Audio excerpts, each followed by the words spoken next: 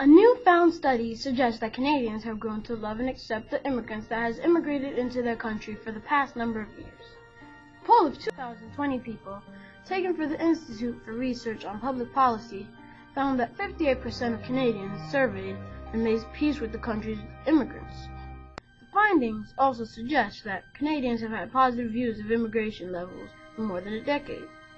Canadians were also found to be more tolerant of immigrants than people in Italy, Spain, the US, France, Netherlands, and Germany. The country opened its doors to 28,000 immigrants last year and has accepted more than 200,000 newcomers since the year 2000. More than 80% of the people in Canada think that immigration to Canada is okay, whether it's legal or illegal. There are not really many bad opinions on people going to Canada. Since immigration gives Canadians more tolerance to others, immigrants are welcomed with open arms. This tolerance has been going on since the times of slavery. Undocumented immigrants contribute to the country's economy as workers, taxpayers, consumers, and they also expose Canadians to a variety of different foods, cultures, and religions. They also account for 5% of the total Canadian labor force and at least a quarter of the workers in industries. For the first time, over 300,000 immigrants entered the workforce on temporary work programs.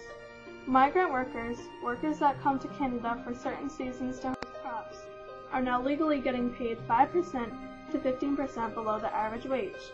At the same time, there are 500,000 undocumented people without access to good jobs, healthcare, education, housing, shelter, or childcare living in Canada. Illegal immigration has three consequences against its economy. First, it means big costs for taxpayers. Workers with little education don't earn much money, so they pay little taxes and use a lot of government services. An example is that half of Mexicans use at least one welfare program.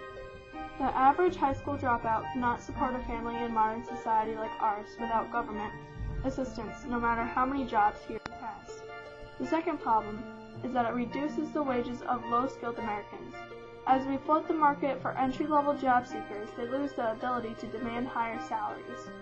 Research shows that illegal immigration has cut the earnings of poor Americans by 7% and even forced some out of the job market.